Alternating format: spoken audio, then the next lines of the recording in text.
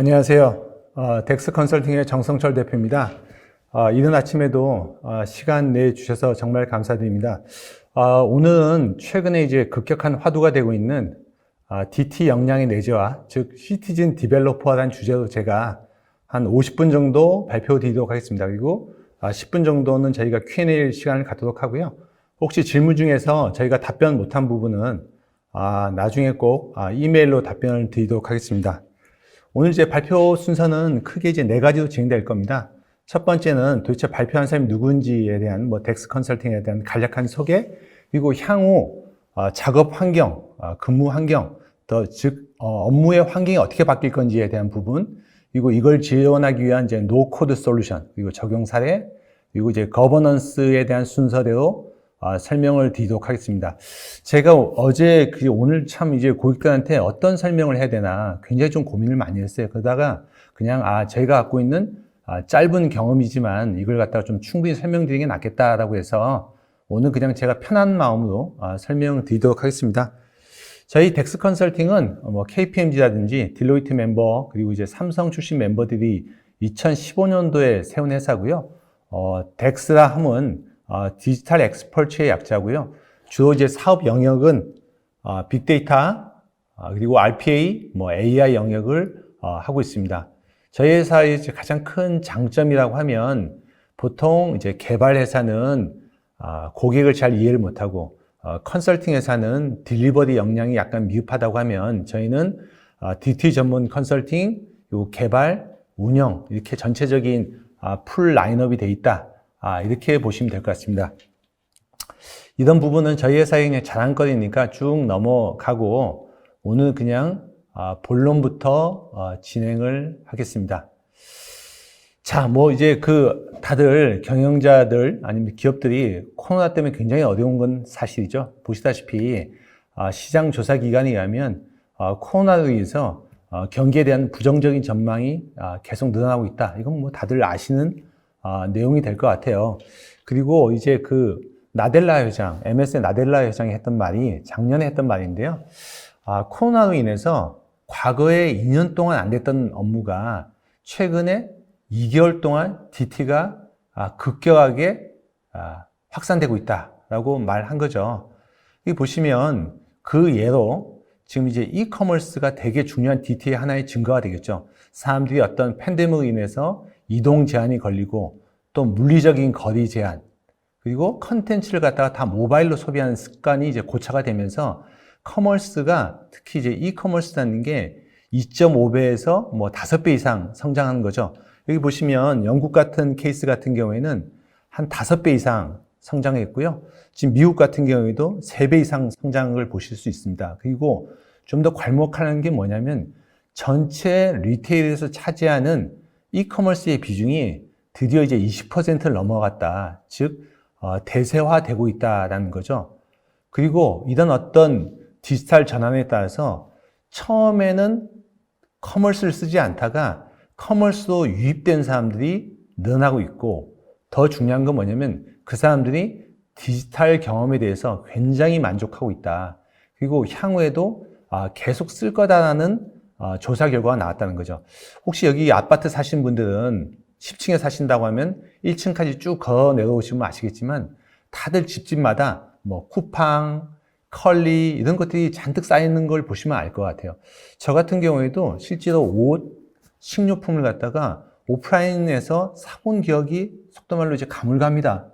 이제 말 그대로 사람들이 커머스도 이제 빠른 시간에 이전을 하고 있고 이제 거기서 충분한 만족감을 느끼고 있다라는 거죠. 자, 그러면 고객들이 이렇게 이전되고 있으면 도대체 기업은 도대체 뭘 해야 되는 거냐라고 봤을 때 보시다시피 맨 왼쪽은 공급망의 디지털화예요. 그리고 두 번째는 고객 채널의 디지털화겠죠. 근데 보시면 글로벌 업체 약 800명의 임원들을 통해서 서베이한 건데 보시면 14%가 급격하게 DT화를 추진하고 있다. 그리고 34%가 DT를 갖다가 추진하고 있다는 거죠. 그리고 더 중요한 게 뭐냐면 이런 공급망 그리고 커머스 채널뿐만 아니라 일하는 방식, 협업 방식에서도 45%가 DT를 갖다가 빠른 시간 내에 채택을 하고 있다라는 거고요. 더 중요한 게 뭐냐면 기업들이 자동화 그리고 AI를 갖다가 한 66%의 기업들이 이걸 채택하고 있다. 그리고 이걸 확대할 거다라는 게 되게 중요한 거죠. 즉 고객의 모든 구매 환경이 DT화 되면서 기업의 내부적인 환경, 즉 협업하는 방식, 업무를 갖다 자동화시키는 게 굉장히 핫한 이슈가 되고 있다라고 보시면 될 것 같아요. 자, 그러면 이제 결국은 이런 것들이 사람들이 기업들이 도대체 어떤 영역의 사람을 뽑느냐를 보면 알 수 있는 거죠. 보시면 과거 이제 팬데믹으로 해서 없던 업종이 생긴 거죠. 즉 위생이라든지 물리적인 거리를 두는 이런 걸 관리하기 위한 영역. 두 번째는 기존의 업무가 유심히 보시면 다 자동화, 빅데이터, 디지털 이런 걸로 다 바뀐 거죠. 즉 기업들은 이제 DT 인력을 어떻게 확보하느냐가 기업의 경쟁력에 되게 중요한 요소가 됐다는 거죠. 그리고 맨 오른쪽을 보시면 아시겠죠? 러닝도 디지털 러닝이라는 거죠. 즉 과거에 HR 부서에서 일부 있었던 러닝 부분이 굉장히 크게 부각되고 있다. 즉 디지털 역량을 어떻게 직원들한테 가르칠 거냐라는 게 중요한 화두가 되고 있다는 거죠. 자, 그럼 이제 이런 사람들의 필요한 역량 이런 것들이 바뀌었을 때 우리의 기업의 근무 환경은 도대체 어떻게 바뀔 거냐가 되게 중요한 건데요. 크게 이제 두 가지로 표현될 수 있을 것 같아요. 첫 번째는 리모트 웍이죠. 리모트 웍. 근로자의 선진국 같은 경우에는 20에서 25%가 주 3일 이상을 갖다가 원격 근무한답니다. 근데 보시면 선을 보시면 생각보다 완만하죠. 즉 팬데믹 때 확 올라갔다가 팬데믹이 끝나고 나면 생각보다 좀 완만하게 떨어지는데요. 완만하게 상승하는 거죠. 그 이유는 뭐냐면 막상 해봤더니 충분히 준비가 안 돼 있다는 것도 있고요. 실제로 어떤 업무는 오프라인으로 진행하는 게 더 필요해졌다는 건데 두 번째 보시면 디지털화와 AI 같은 경우에는 오히려 팬데믹 때는 좀 떨어졌죠. 그 이유는 뭐냐면 투자, 결국은 저도 투자와 시간이 필요한 거죠. 그래서 움츠렸다가 오히려 팬데믹이 끝나고 나면 급격하게 상승된다는 거죠. 즉 일하는 방식을 바꾸지 않으면 그리고 사람이 단순 반복적인 일을 바꾸지 않으면 기업의 미래가 없다는 게 굉장히 중요한 키워드로 떠오르고 있는 것 같습니다. 자, 이런 국내 사례는 이미 신문 많이 보셨을 거예요. 라인 같은 경우에도 이제 영구 재택근무를 하겠다는데 정확한 키워드는 재택근무는 아니죠. 리모트 웍이고 디지털 환경 내에서 업무를 하는 클라우드 워커죠. 즉 장소가 집이든 카페든 관계없이 네가 원하는 데서 정확한 너의 업무를 해라는 게 이제 중요한 요소가 될 것 같아요. 근데 여기서 중요한 부분이 뭐냐면 정확한 너의 업무라는 게 매우 중요한 키워드가 될 것 같습니다. 자, 그래서 이거 리모트 웍이 계속 확대될 거다라는 건 너무너무 뻔한 이야기죠. 근데 여기서도 다시 좀 중요한 시사점이 있어요. 보시면 왼쪽으로 가면 갈수록 선진국, 오른쪽으로는 약간 좀 중국과 인도겠죠. 근데 선진국 갈수록 리모트 웍이 더 많아요. 그리고 인도, 중국 쪽은 현장 업무가 더 많죠. 그거는 그 각각 국가가 도대체 이게 좀 디지털 업무가 많느냐 아니면 생산 업무가 많느냐에 따라서 이 가늠이 이루어지고 있다 이렇게 보시면 될 것 같아요. 자, 그럼 제가 일에 대해서 다시 생각했다라고 말씀드렸잖아요. 자, 옛날에는 다 모여있고 커피도 마시고 업무도 하고 협상도 하고 토론도 하고 이런 방식이었다고 하면 다 원격으로 하게 되면 도대체 업무에 대한 재해석이 일어나고 있다는 거죠. 야, 도대체 너가 하는 업무가 뭐야? 그 업무를 첫 번째로 나누는 거죠. 원격으로 할 업무냐 아니면 리모트로 할 업무냐 이걸 먼저 구분하는 거겠죠. 두 번째는 이 업무를 과연 사람이 원격으로 해야 돼? 아니면 좀 디지털 또는 AI로 바꿀 수 있어 없어? 라는 이제 고민을 하기 시작한 거죠. 제가 이 클릭한 표현 보시죠. 지식과 학습, 시스템과 상호작용, 정보 처리, 정보의 해석 이런 부분들은 어떻게 보면 리모트 웍 앤 디지털화 또는 AI 이거 충분히 이제 커버될 수 있다라는 라고 이제 기업들이 다시 생각하고 있는 거죠. 즉, 리모트 워크가 생기면서 업무에 대한 재해석이 일어나고 재해석이 일어나다 보니 이걸 다시 사람이 할 건지 소프트웨어가 할 건지를 이제 충분히 검토한 시점이 됐다는 겁니다. 자, 다음 페이지도 마찬가지입니다. 즉, 사람이 하는 업무를 쭉 분석해 봤을 때 이거를 다시 큰 가름마로 이제 리모트 워크이냐, 온사이트냐, 그리고 휴먼이냐, 그리고 AI냐 이렇게 나누는 작업이 시작되고 있다는 겁니다. 자, 여기 보시면 자, 굉장히 좀 재미나는 거죠. 기업의 산업의 비중을 보시면 인도와 중국 같은 경우에는 맨 밑에 까만 부분이 뭐냐면 아웃도어 프로덕션입니다. 즉 생산 영역이 굉장히 큰 비중을 차지하고 있죠. 근데 다음에 보이는 그 파란 영역 있지 않습니까? 저게 뭐냐면 오피스 워크이라는 거죠. 오피스 워크. 즉 선진국, 프랑스, 독일, 일본, 미국 갈수록 오피스 워크가 차지하는 비중이 30%가 넘는다. 즉 전체 GDP 중에서 30% 이상이 다 결국은 오피스 워크이다라는 거죠.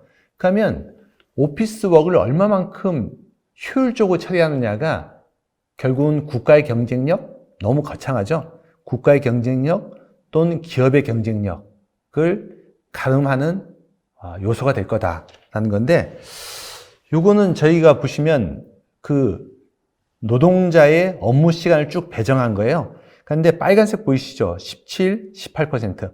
즉 전체 노동자의 업무 시간을 100으로 놓고 봤을 때 17, 18%가 뭐냐면 데이터를 모으고 데이터를 처리하는 시간이 거의 태반이다. 이 부분이 33%예요. 전체 노동자 시간의 33%를 차지하고 있다는 거죠. 굉장히 놀랍습니다. 근데 더 중요한 건 뭐냐면 이 중에서 대략 64%, 많게는 69% 정도가 자동화로 가능하다는 거죠. 그러면 저희가 역산을 해보면 전체 노동자 시간의 22%가 자동화로 대체된다는 겁니다. 즉 이런 것들은 앞에서의 케이스와 마찬가지로 결국은 선진국 가면 갈수록 저 오피스 워크를 어떻게 효율화시키냐가 핵심이고, 저 오피스 워크의 22%가 결론은 자동화 가능하다라고 보시면 될 것 같습니다. 자, 그래서 요즘 이제 기업들이 자동화를 갖다가 할 준비는 돼 있죠. 할 준비가 여러 가지 측면에서 돼 있죠. 첫 번째는 소프트웨어, 즉 솔루션들이 충분히 나와 있어요. 그리고 두 번째는 이런 솔루션들이 점차로 클라우드화 되면서 디플로이 비용들이 급격하게 떨어지고 있는 거죠. 그리고 노동시장이 너무 다이나믹하게 움직이는 거고, 가장 중요한 게 뭐냐면 사람 대비 AI가 더 싸냐, 이걸 이제 따지기 시작했다는 거죠. 근데 당연히 사람보다는 더 쌀 수밖에 없다, 이렇게 보시면 될 것 같아요. 자, 그럼 이제 그 AI가 너무 광범위하지 않습니까? 뭐 디지털 AI 이렇게 하는데, 저희가 그 기술 요소로 이렇게 슬라이스를 쳐보면 한 6개 정도로, 현재 채택되는 기술은 6개 정도로 보시면 될 것 같아요. 첫 번째는 RPA, 대부분의 기업들이 하고 계시죠. 두 번째 이제 워크플로우, 그리고 OCR, 머신러닝, NLP, 챗봇, 이런 기술을 다 아울러서 저희가 이제 AI라고 하는 거죠. 그리고 이 AI 기술과 일하는 방식을 결합시켜서 결론은 기업은 부가치를 얻는다. 근데 제가 말씀드린 것처럼 결국은 기업은 돈이죠. 근데 저희가 대기업은 훨씬 더 급여 수준이 높을 거예요. 근데 제가 저 비율은 중소기업의 신입사원의 시간당 비용입니다. 3만 원대죠. 근데 저분이 휴가도 안 가고 밥도 안 먹고 아무것도 안 한다는 전제죠. 근데 AI를 썼을 때 시간당 급여가 한 3천 원 정도겠죠. 근데 AI는 죄송한 표현이지만 휴가도 가지 않고요. 24시간 일을 하는 거죠. 토요일 날도 일을 합니다. 즉 그런 시간까지 따졌을 때는 AI가 10분의 1이 아니라 거의 20분의 1 이하로 비용이 떨어지는 거죠. 그래서 사회적인 기반, 즉 솔루션, 클라우드, 비용적인 측면에서 이미 기업들은 이제 AI와 디지털로 갈 수 있는 충분한 기반과 동기가 부여되는 상태다. 이렇게 보시면 될 것 같아요. 그래서 이런 자동화는 제가 이건 여러 번 발표했던 내용인데 크게 네 가지 흐름으로 갑니다. 첫 번째는 자동화의 백본이 되겠죠. RPA도 계속 확대될 거다. 그리고 두 번째는 RPA only가 아니라 NLP, 챗봇, OCR, 머신러닝 이런 추가적인 기능과 결합돼서 추가적인 부가가치가 생성될 거다. 그리고 오늘의 주제가 되겠죠. 수행 주체가 바뀌고 있다. 수행 주체가 바뀐다는 건 뭐냐? 과거에는 이런 프로젝트 다 개발자들이었어요. 근데 최근에는 시티즌 디벨로퍼, 즉 마케팅, 생산, 물류, 재무 담당자들이 본인들이 직접 만드는 그런 상황이 됐다라고 보시면 될 것 같습니다. 자, 먼저 하나씩 좀 설명드리겠습니다. 근데 저게 왜 결합돼야 돼? 이거 당연한 거죠. 여러분들 RPA가 손바닥이죠. 사람 대신 단순 반복적인 일을 하는 거지만, 자, 눈이 더 좋아지면 할 수 있는 일이 더 많죠. 눈이라는 게 뭐냐면 이미지를 읽고 텍스트를 뽑아내는 거죠. OCR 이거죠. 그리고 귀가 생기거나 입이 생기면 더 낫겠죠. 귀가 STT, 즉 스피치를 갖다 텍스트로 바꾸고, 또 TTS, 텍스트를 스피치로 바꾸고, 그리고 NLP, 문맥을 인식하고 이런 거죠. 그리고 머리, 즉 빅데이터랑 이제 머신러닝 이런 것들이 생기면 사무 따져봐도 훨씬 더 각각의 기능이 좋아지면 좀 더 할 수 있는 일이 많아지는 건 너무너무 당연하다고 생각합니다. 말씀드린 것처럼 우리가 퓨어한 RPA, 아주 단순 RPA만 했을 때는 보시면 각각 메가 프로세스 또는 서브 프로세스에서 할 수 있는 비중이 한 10% 초반대라고 합니다. 그런데 AI가 결합됐을 때는 할 수 있는 일이 20% 초중반까지 높아진다는 거죠. 당연히 오피스 워크 중에서 자동화가 가능한 영역이 급격하게 늘어난다는 거고, 이런 범위는 향후에 AI 기술의 발전에 의해서 지속적으로 더 확대된다 이렇게 생각됩니다. 자, RPA는 다들 아실 겁니다. 그리고 저희가 어떤 분들은 저한테 이런 질문도 하세요. 야, 그 RPA가 있잖아. 매크로 같은 거 아니야? 매크로랑 똑같은 거 같은데? 이렇게 말씀하시는 분이 있는데, 그것도 일부분 맞죠. 근데 매크로와 RPA, 또 SAP랑 RPA, 세일즈포스랑 RPA는 가장 큰 차이점은 뭐냐면, SAP랑 세일즈포스는 그 시스템 내에서 자동화하죠. 근데 RPA는 크로스 애플리케이션, 즉 SAP와 세일즈포스, SAP와 CRM, SAP와 엑셀, 즉 시스템 간을 연동시키는데 가장 큰 차별성이 있다라고 보시면 될 것 같아요. 그래서 여러분들 사무실에서 일하실 때 어떠세요? 외부 시스템에서 데이터 받고 SAP에다 떼어 넣으시고 그 데이터 추출해서 엑셀로 정리해서 이메일로 보내고, 결국은 하는 업무의 상당한 부분이 시스템과 시스템을 왔다 갔다 하면서 편집, 저장, 분석하는 것들이 거의 태반이죠. 그런 업무 중에서 단순 반복적인 업무를 처리하는 게 RPA다 이렇게 보시면 될 것 같습니다.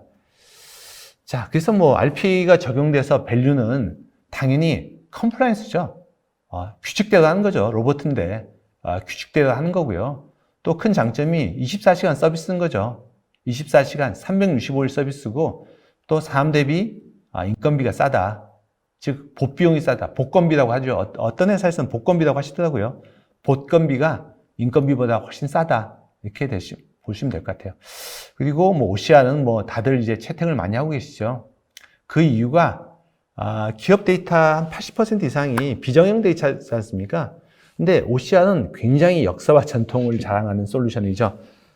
보시다시피 우리 가트너의 하이퍼 커브 이런 거 보시면 사람이 어떤 솔루션이 나오면 막 기대를 하죠.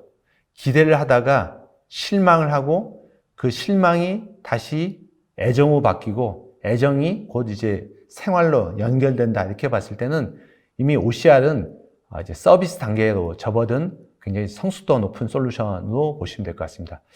요거는 저희 회사 동영상인데 넘어가도록 하겠습니다. 이것도 OCR의 하나의 케이스가 되는 것 같아요. 한번 보시도록 하겠습니다. 동영상 한번 틀게요.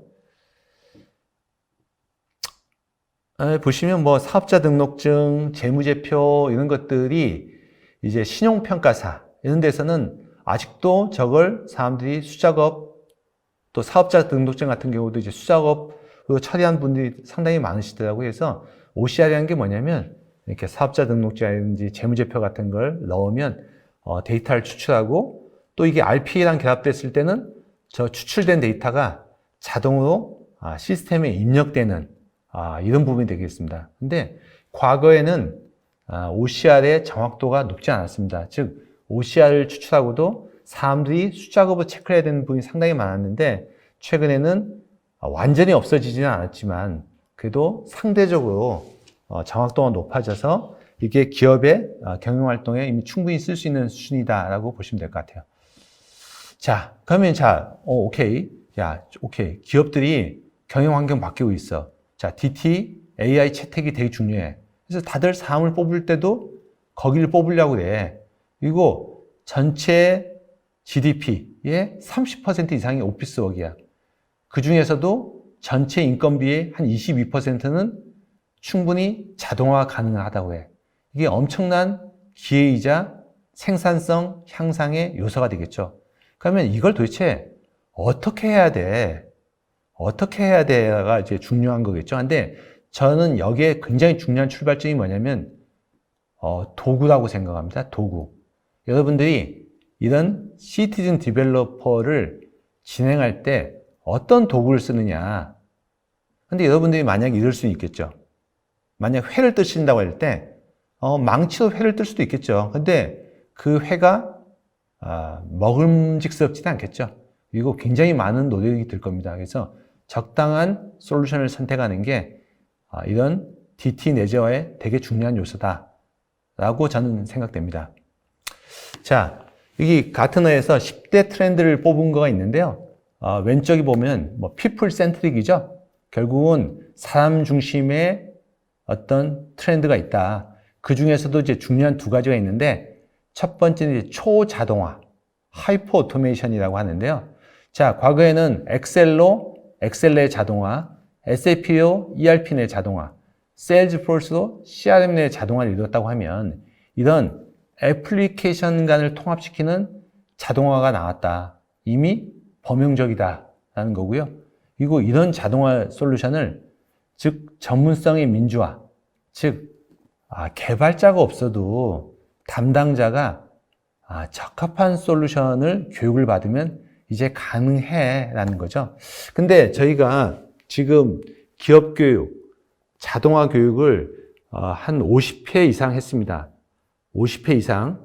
그러면 보통 저희가 일주일 할 때도 있고 하루 할 때도 있지만 그것도 다 1회라고 쳤을 때 꽤 많은 시간을 했죠. 근데 어떤 분은 저한테 그렇게 말씀하세요. 야, 하루 배웠는데 이거 어려운데? 근데 그건 약간 좀 제가 보기에는 약간 욕심이 있으신 것 같아요. 혹시 제가 지금 파워포인트로 여러분들한테 발표드리고 있잖아요. 제가 이 파워포인트를 여러분들이 보시기에는 아마 적당하게 잘 만든 파워포인트라고 생각하실 거예요. 제가 엑셀로 웬만큼 합니다. 근데 엑셀을 웬만큼 하는 데까지 들었던 시간을 생각해 보시면 하루 걸리지는 않으셨을 거예요. 근데 이런 오토메이션 툴은 저희가 교육을 시켜보면 일주일 정도 교육을 받으면 충분히 업무에 적용 가능하다. 즉, 장기적으로 생각해 보면 어떻게 보면 기존에 여러분들이 쓰시던 오피스 툴만큼이나 쉽게 접근 가능할 수 있다. 이렇게 보시면 될 것 같아요. 자, 뭐 방금 말씀드린 것처럼 이제 트렌드도 그렇다고 하고 사회적인 경영적인 환경도 그렇다고 하고 근데 더 중요한 것도 있어요. 요즘 대단히 죄송한데 개발자가 없습니다. 레가시 기업, 예를 들어서 뭐 GS라든지 하나라든지 LG 같은 경우에는 과거에는 개발자들이 다들 가고 싶어하는 너무너무 훌륭한 회사였죠. 근데 지금도 그렇지만 요즘 개발자들이 뭐 토스라든지 쿠팡이라든지 카카오라든지 속된 말로 판교도 다 빨려가고 있는 거죠. 즉 적당한 개발자가 없습니다. 즉 회사 입장에서는 일단 역량을 내재화시켜야 된다. 두 번째는 적당한 솔루션이 나왔다. 세 번째는 타임 투 마켓도 중요해졌다. 그리고 개발자도 없다. 이런 환경 때문에 역량 내재화가 가장 급선무가 되고 1순위에 기업의 어떤 경영 목표로 이해됩니다. 자, 근데 이제 솔루션의 변천사를 보시면 뭐 코볼 같은 거, 뭐 자바 같은 거, 저 직원들 RPA를 좀 할 줄 알지만 저 같은 경우에는 저거 뭐 코볼 자바 같은 건 전혀 다룰 줄 모릅니다. 완전히 이제 핸드 코드죠. 저게 일정 부분 로우 코드로 변천을 했지만 로우 코드가 돼도 저희 같은 사람들은 절대로 만질 수가 없죠. 근데 이제 노 코드, 즉 코드가 없는 솔루션들은 말 그대로 비주얼 측면에서 코딩을 일어나고 드래그 앤 드롭 방식이기 때문에 개발 시간이라든지 유저가 개발자에서 급격하게 시티즌 디벨로퍼로 바뀌고 있다는 게 중요한 거죠. 즉 보시면 노 코드가 되면서 수행 주체가 바뀌었다는 거예요. 즉 시티즌 디벨로퍼가 되게 중요한 개발 요소가 됐다. 그리고 맨 밑에 보시면 IT 조직 있지 않습니까? 과거에는 IT 조직이 중점적으로 본인이 이제 구축을 하는 방식이었다고 하면 지금은 IT 조직의 역할이 바뀐다고 보시면 될 것 같아요. 즉 본인이 직접 하는 게 아니라 시티즌 디벨로퍼가 잘 개발할 수 있는 인프라 그리고 보안 체계 이걸 만들어주는 게 더 중요한 역할이겠죠. 그거는 맨 뒤에 저희가 거버넌스 쪽에서 설명을 드리도록 하겠습니다. 자, 그럼 이제 우리 그 시티즌 디벨로퍼가 도대체 자동화시킨 영역이 어디야? 라고 보시면 위에 오토메이션 영역이라는 게 있죠. 저쪽이 시티즌 디벨로퍼가 자동화시킨 영역입니다. 즉 밑에 보시면 SAP, 뭐 오라클 DB, CRM 이런 것들은 전형적인 센트럴라이즈 된 IT죠. 즉 전사에서 PI를 하고 전사에서 TF가 꾸려지고 그리고 개발하고 통합 테스트하고 이렇게 넘어가는 굉장히 센트럴라이즈 된 IT다. 이렇게 한다고 하면 오토메이션 영역은 디센트럴라이즈 된 IT죠. 특히 셀프 서비스 같은 경우에는 본사 차원에서는 그냥 인프라만 제공하지 아무런 간섭 그리고 지원을 하지 않는 영역이죠. 혹시 여러분들 다들 엑셀 쓰고 계시죠? 아마 파워포인트도 쓰고 계실 거예요. 근데 회사에서 여러분들한테 엑셀을 구매해 줬지 엑셀 쓸 때 지원이라든지 간섭은 하지 않으실 거예요. 그건 이제 셀프 서비스 영역이라는 거죠. 저 오토메이션도 그냥 완전 개인 단위에서 자기 업무를 자동화시키는 것은 이제 셀프 서비스다. 그러면 전체적인 거버넌스적인 측면에서는 어디에 집중해야 되느냐? 저 디지털 셀이죠.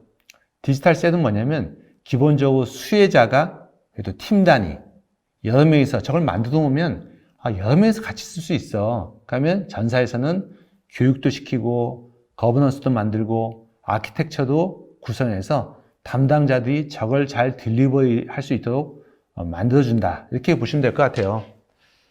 자, 그래서 지금 보시면 여러분들 회사에 보시면 이런 시스템 다 쓰고 계시죠? 시스템을 굳이 나누자면 크게 영역은 세 가지죠. 뭐 일반적인 웹사이트, 그리고 고객 웹사이트, 뭐 공공 웹사이트, 이런 거래처 웹사이트가 있고, 그리고 중간에 회사 내부 시스템이 있죠. 그럼 담당자는 이 시스템과 외부 웹사이트를 끊임없이 왔다 갔다 하면서 데이터를 입력 또는 퍼날리기 또는 편집을 해서 업무를 완성시키는 이런 구조죠. 그러면 자동화 영역은 도대체 어디냐라고 봤을 때 결국은 이 사이를 메꿔주는 게 오토메이션 영역이다. 그리고 극히 개인적인 업무는 셀프 서비스로 해결하는 거고 회사 차원에서 지원해야 될 거는 디지털 셀이다. 이렇게 보시면 될 것 같습니다. 자, 이거 쉐브론이라는 회사인데요. 저도 잘 모르는데 뭐 세계에서 두 번째로 큰 석유 가스 회사라고 하더라고요. 직원 한 5만 명 정도 돼 있고요. 굉장히 이쪽에서는 유명한 회사라고 합니다. 그럼 당연히 석유 회사는 하는 것들이 뭐냐면 이게 시추라고 해야 되나요? 유정을 뚫고 공사를 하고 시추하고 그리고 석유가 다 끝나고 나면 다시 그 유정을 폐쇄하는 이런 단계가 끊임없이 반복되는 거죠. 그럼 여기서 가장 중요한 게 뭐냐면 유정의 코스트를 에스티메이션하고 그리고 레비뉴를 프로젝션 하는 게 중요하겠죠. 근데 이게 각각 그 관리한 시스템들이 각각 다른 회사 시스템들을 수많이 쓰고 있다고 합니다. 그래서 여기에서는 이런 시스템을 스파게티 솔루션, 스파게티 시스템이라고 하는데 담당자 입장에서는 그 많은 시스템을 왔다 갔다 하는 게 너무 어렵고 또 그걸 본인이 개발할 수도 없는 부분이라는 거죠. 그래서 결국은 보시다시피 아키텍처를 잡는 거죠. 즉, 맨 밑에 파운데이션 아키텍처는 본인 업무를 디지털화 시킬 때 회사가 제공하는 전반적인 인프라죠. 즉, 애저, MS의 파워 플랫폼, AI, IoT 이런 솔루션을 아키텍처를 잡아놓는 거고요. 중간은 이네이블러 레이어인데 즉 데이터 레이어라고 보시면 될 것 같아요. 회사의 여러 가지 시스템을 API를 통해서 액션과 데이터를 권한별로 다 배부하는 거죠.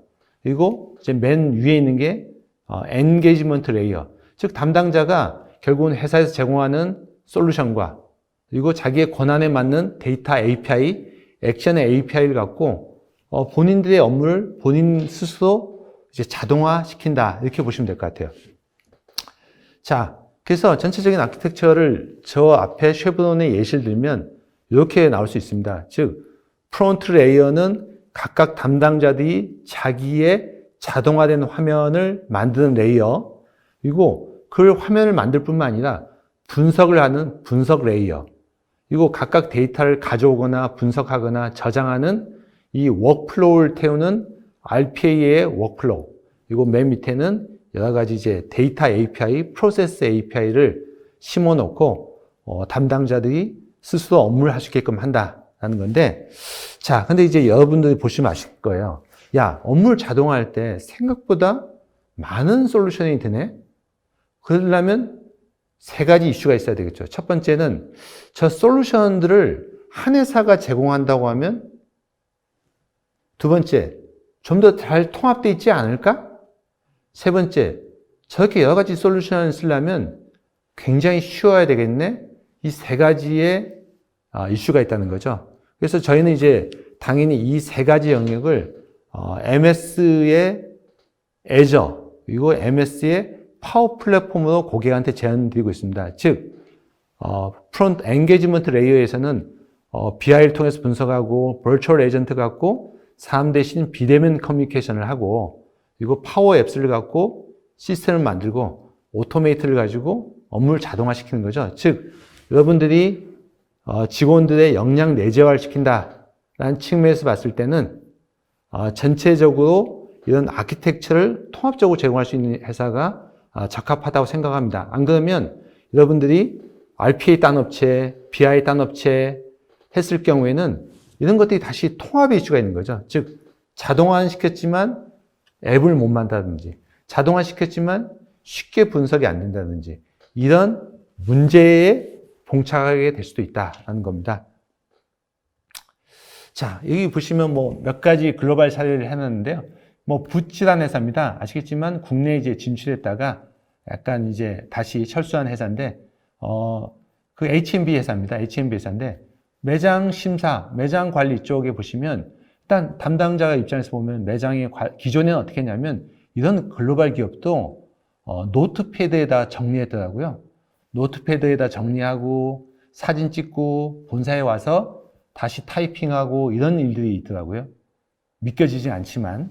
근데 지금은 보면 아시겠지만 파워 앱스를 갖고 매장에 감사하는 입력칸을 만들고 파워 앱스의 AI 빌더를 갖고 위치와 사진을 찍어서 등록을 하고, 그리고 RPA를 갖고 자동적인 승인 프로세스를 태우고, 그리고 파워 BI를 갖고 각각 매장의 상태를 갖다가 비주얼라이제이션 시키는 이런 업무를 하고 있습니다. 그래서 보시면 아시겠지만, 자, 이런 업무를 완성시키기 위해서는 RPA, 그리고 앱 만드는 거, 그리고 AI, 그리고 BI, 여러 가지 솔루션들이 필요한 거죠.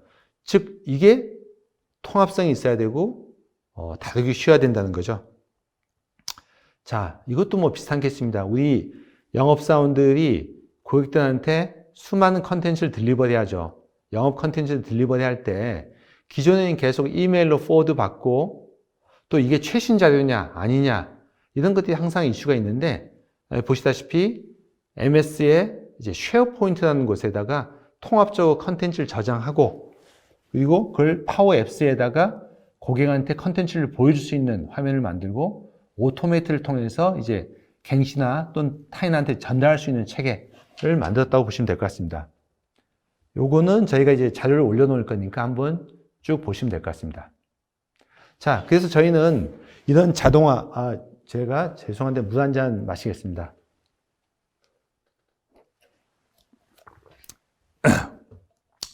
고맙습니다.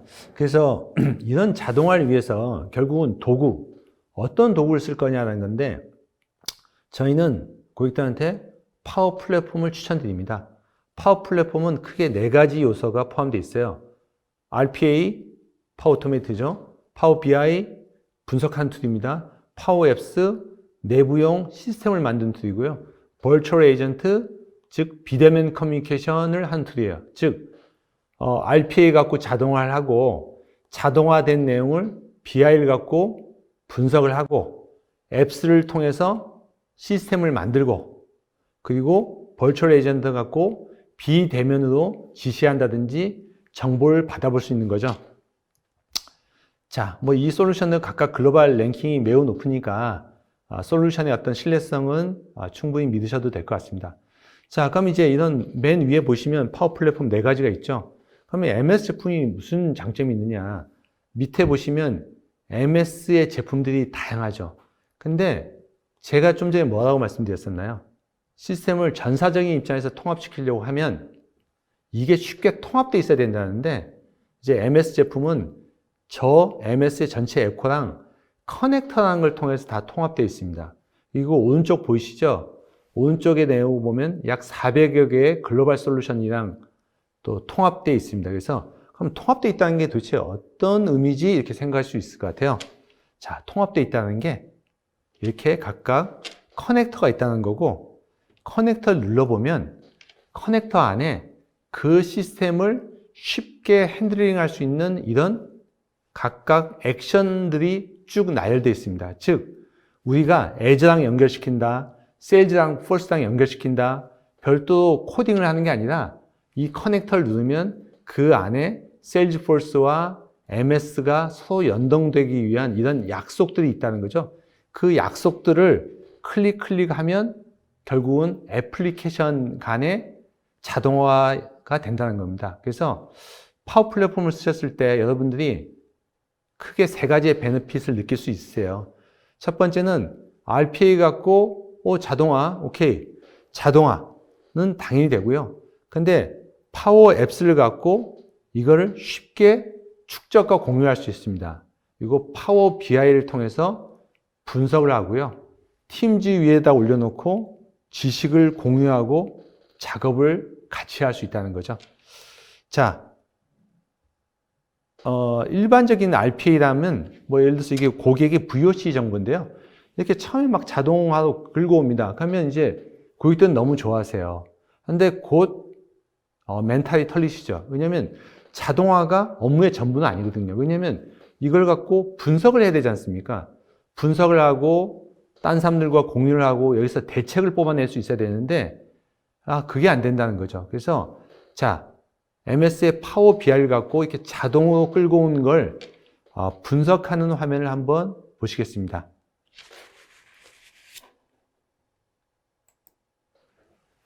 자, 파워 BI를 사람이 직접 핸들링하는 화면인데요. 자, 파워 BI를 갖고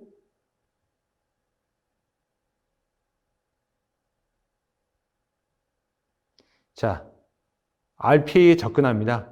RPA에 접근하면 좀 전에 그 RPA가 돌린 그 결과물에 곧장 이렇게 접속하는 거죠.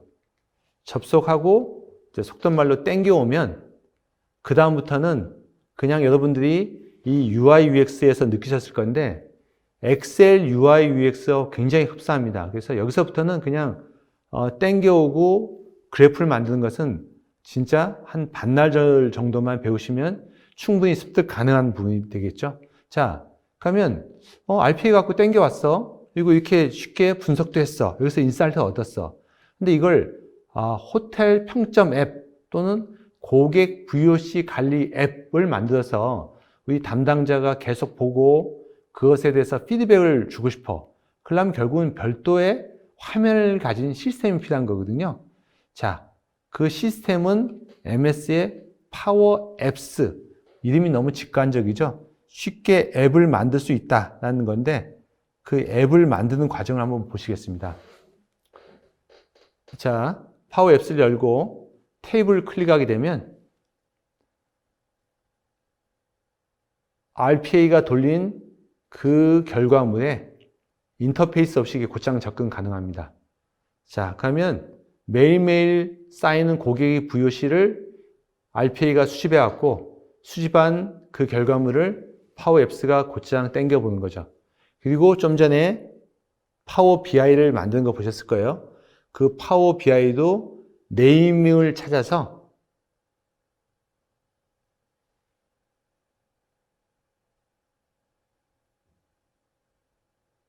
이렇게 붙이는 거죠. 자, 붙이고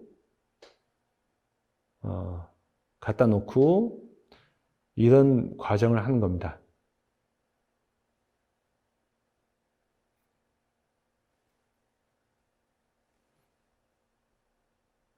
근데 여러분들 좀 전에 파워 BI는 UI UX가 상당히 엑셀과 비슷하다고 느꼈을 거고요. 요거는 느낌상 파워포인트와 상당히 흡사하다 이런 느낌을 받으실 것 같아요. 실제로 역할도 비슷합니다. 그래서 이렇게 쭉 갖다 넣으면 결국은 고객 VOC 관리 이제 앱이 만들어지는 걸로 보시면 될 것 같습니다. 자, 그럼 이제 버추얼 에이전트, 즉 챗봇인데 여러분들 다들 회사 내에서 챗봇을 쓰고 계실 거예요. 근데 챗봇은 주로 어떤 용도로 쓰느냐? 질문을 하면 답변을 하는 거죠. 거의 대부분의 챗봇이 질문하면 답변하는 건데 그 답변의 형태는 텍스트죠. 그래서 질문에다 답변을 다 미리 해놨다가 그 답변을 클릭하거나 그 질문을 타이핑하면 그걸 찾아다가 텍스트 기반의 답변을 뿌려주는 거죠. 이게 일반적인 챗봇이겠죠. 근데 MS 파워 플랫폼에 있는 버추얼 에이전트는 다릅니다. 뒤에 RPA가 붙어 있어요. 그래서 챗봇에서 액션을 할 수 있습니다. 대표적인 건 뭐냐? 나한테 이메일 보내줘. 즉 매뉴얼을 나한테 이메일 보내줘. 나의 아이디와 패스워드를 세팅 다시 해줘. 그리고 이 사람을 서비스에 등록시켜줘. 이런 것들이 가능한 거죠. 자, 챗봇을 통해서 요청을 받으면 RPA가 뒷단에서 작업을 하는 거죠. 그래서 보시면 왼쪽은 채팅 창이고 오른쪽은 이제 그 플로우를 짜는 창인데요. 보시다시피 오른쪽의 플로우 중에 일부분들이 이렇게 딴 시스템과 연동시킨다든지 그리고 이메일과 연동시킨다든지 액션을 할 수 있는 이런 즉 RPA가 붙어 있다는 게 가장 큰 장점이 되면 될 것 같습니다. 그래서 자, MS 제품을 쓰신다고 하면 자동화, 분석, 공유, 그리고 비대면 커뮤니케이션, 24시간 커뮤니케이션을 동시에 진행할 수 있다. 이렇게 보시면 될 것 같습니다.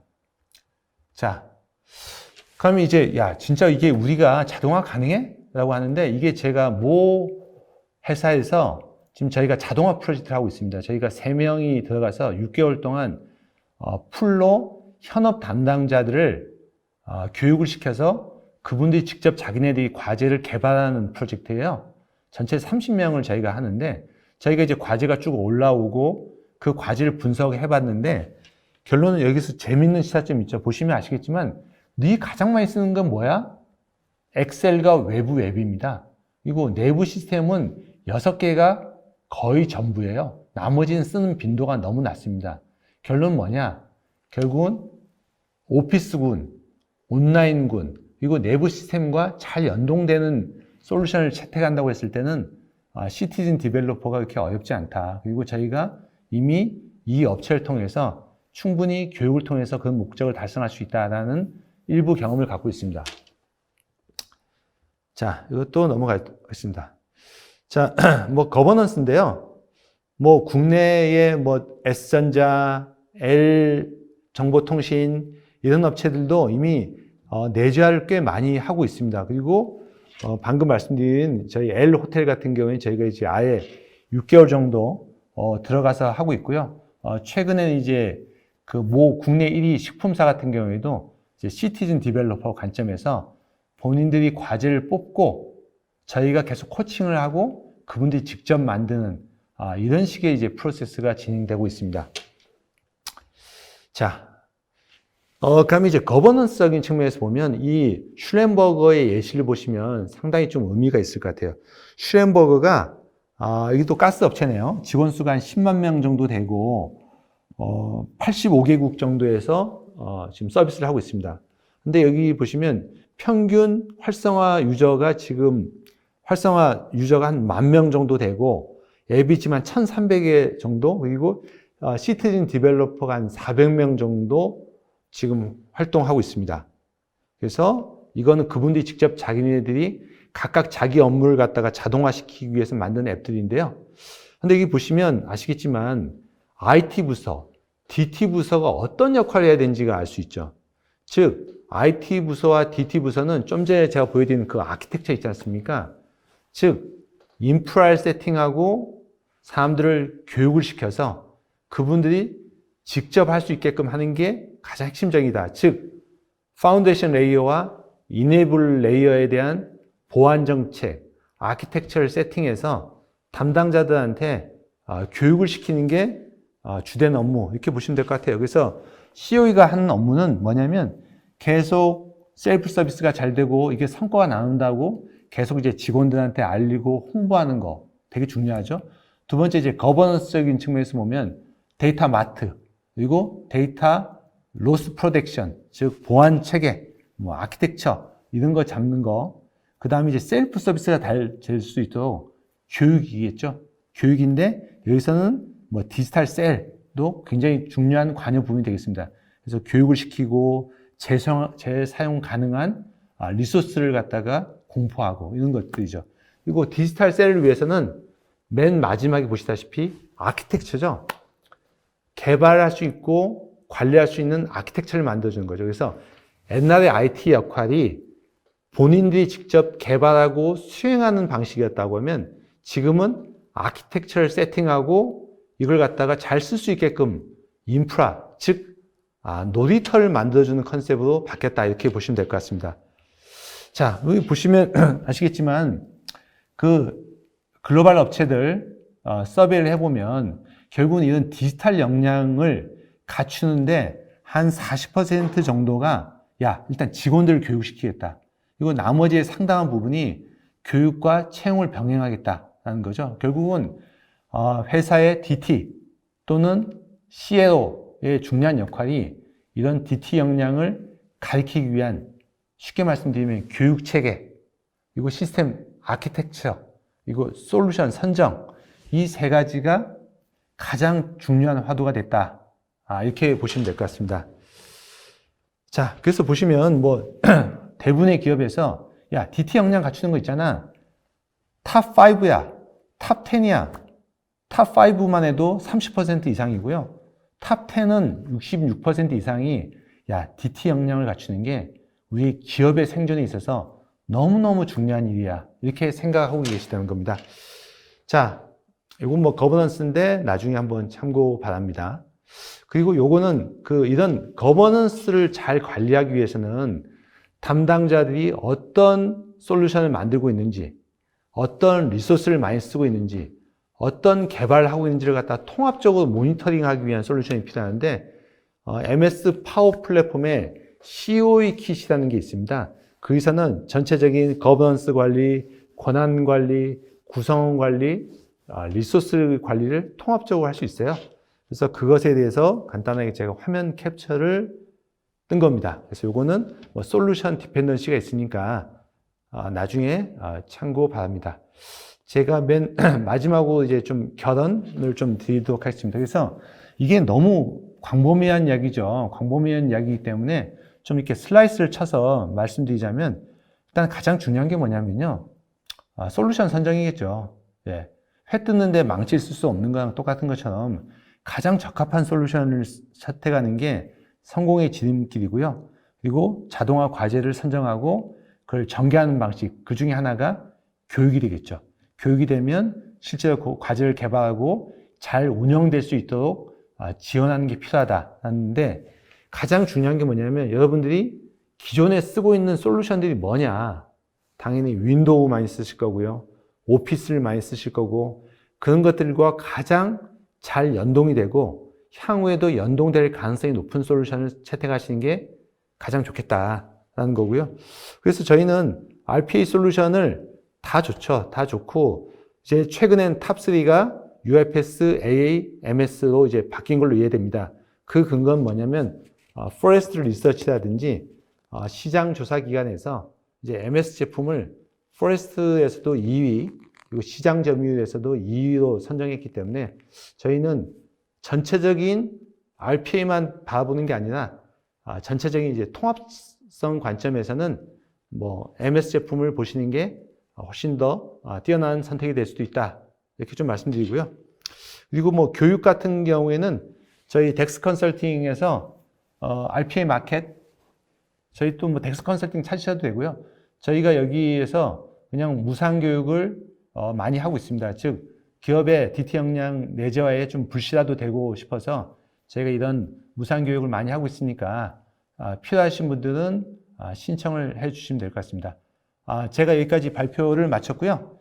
혹시 질문 있으시면 제가 답변 드리고요. 그리고 시간상 답변을 다 못 드리더라도 저희 직원들이 꼭 나중에 콜백 또는 이메일로 내용을 좀 전달 드리도록 하겠습니다. 그럼 질문 좀 부탁드립니다. 예, 첫 번째 그 저항감이 심하다라는 건데, 제가 이건 충분히 맞는 말씀인 것 같아요. 근데 이제 이런 건 있을 것 같습니다. 저희가 모 호텔에서 처음에 할 때 지원자가 거의 없었어요. 근데 제가 이제 발표가 끝나고 나서 지원자가 너무 폭주를 해서 한 건데 여러 가지 이유가 있을 것 같아요. 첫 번째는 DT 역량을 갖추는 게 본인의 몸값을 위해서, 본인의 생존을 위해서 중요하다. 이게 첫 번째고요. 두 번째는 회사 내에서 DT 관련된 자격증 또는 교육 이수 점수가 있더라고요. 근데 이런 RPA를 갖다가 그 교육 이수로 이제 채택을 해 주셔가지고 두가적인 측면에서 이제 직원들의 신청이 굉장히 많았던 걸로 저는 이해하고 있습니다. 물론 이제 업체마다 조금의 차이가 있을 수도 있고요.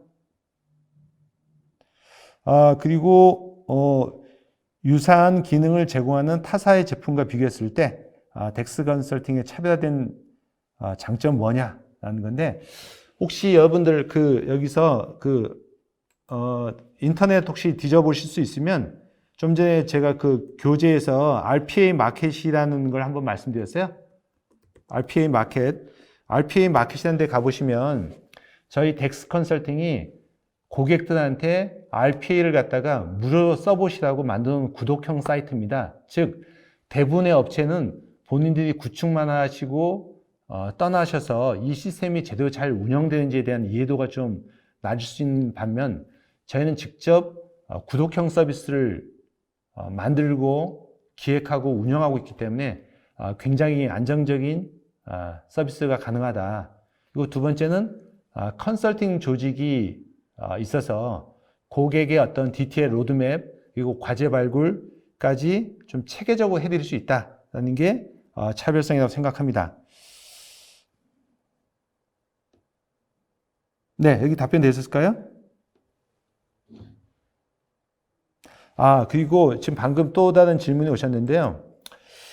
재무, 인사 이런 쪽에서 고려할 사항이 있느냐라고 말씀하셨는데, 저희는 이제 RPA를 할 때는 이런 겁니다. RPA 하실 때 되게 단순합니다. 여러분들 고등학교를 막 졸업한 인문계 학생이 여름에 알바로 왔을 때 여러분들한테 어떤 일을 시키시나요?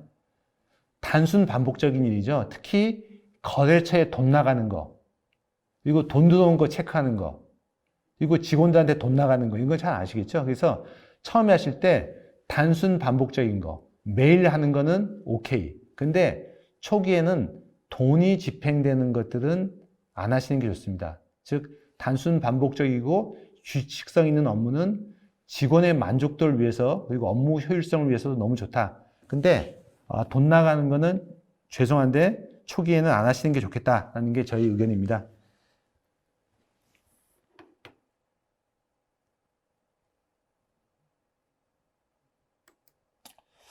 저희가 그 교육 솔루션 말씀하셨는데요. 저희가 이제 그 덱스가 초기에는 RPA를 기업 담당자가 좀 약간 이해도가 떨어지셔가지고 초기에는 그냥 저희가 그냥 꽤 많이 했습니다. 지금 저희가 50차례 했고요. 저희 RPA 마켓에 들어가 보시면 저희 교육 사이트가 떠 있습니다. 근데 저는 가장 중요한 게 뭐냐면 교육이라고 생각합니다. 툭 던져주고 네가 알아서 해. 이러면 당연히 못 하시겠죠. 근데 더 중요한 건 뭐냐면 교육도 일반적인 교육이 아니라 본인의 업무에 특화된 교육이 있었으면 좋겠다. 그리고 저희가 최근에 하는 교육은 담당자들이 과제를 먼저 발굴해 오면 과제를 분석해서 과제에 특화된 교육을 드린다고 보시면 될 것 같습니다.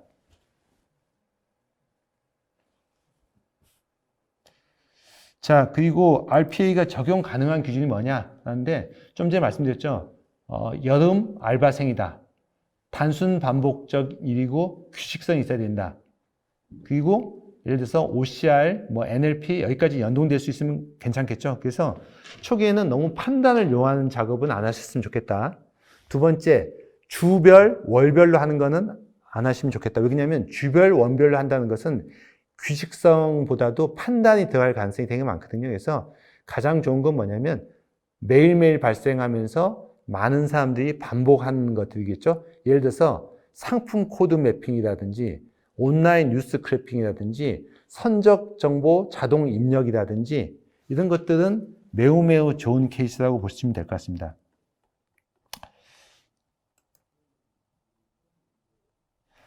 지금 이제 좀 전에 어떤 분은 내부 프로세스 개선이 RPA 도입을 위해서 꼭 필요하냐? 저는 이 말씀은 절반은 맞고 절반은 아닐 수도 있다고 생각합니다. 예를 들어서 우리 ERP 도입할 때 전사 PI must be죠. 근데 여러분들 좀 전에 제가 보여드렸죠. 예를 들어서 그 단순한 일, 전표 입력하는 거, 그리고 온라인에서 뉴스 긁어오는 거, 상품 코드 매핑하는 거, 이런 거 있지 않습니까? 그리고 담당자들한테 이메일 자동으로 보내는 거. 이런 것들은 RPA의 대상 업무는 회사 밸류체인 중에서 최하 단위 업무라는 거죠. 그거는 PI가 있던 없던 회사를 운영하기 위해서 기본적으로 must be로 돌아가는 업무이기 때문에 약간 디지털 셀 업무다. 즉 센트럴라이즈 돼서 PI를 안 해도 충분히 자동화 가능하다. 이렇게 말씀드리고 싶습니다.